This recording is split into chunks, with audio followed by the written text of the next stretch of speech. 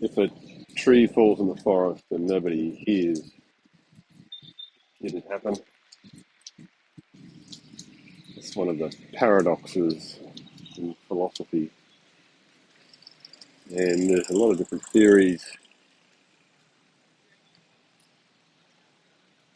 One of them is that it didn't happen because no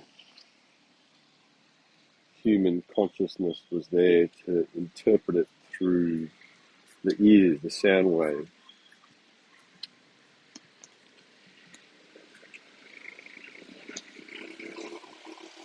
I think there's a way of looking at it that you could sort of consider it from the perspective of,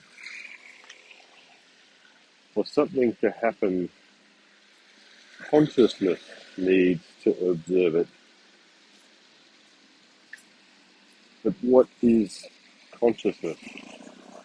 Does it have to be human? Can it be anything?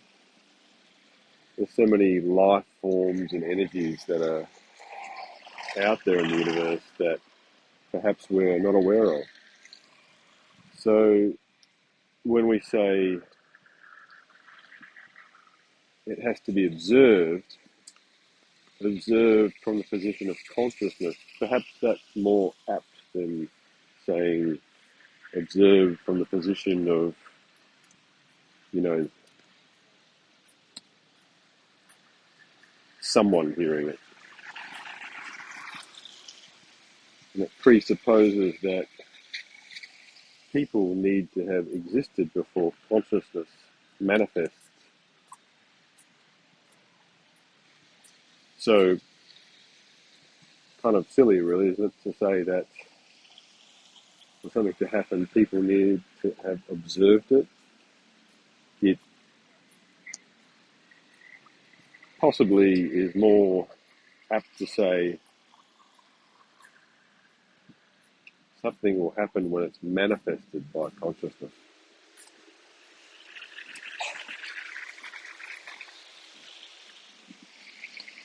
And by that manifestation, it is observed, and it is through that observation that something is manifested.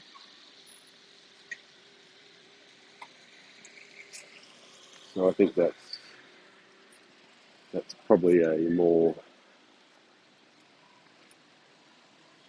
apt consideration. Now, does consciousness impact something that is observed? Yes, it does. I think that's well established. And from a science perspective, the double slit experiment is quite an interesting one to consider regarding the observation of consciousness and its effect on matter, energy, space, and time. But it's an interesting duality to consider is the aspect of, does something happen if it's not observed? And what impact does consciousness have on something when it's observed?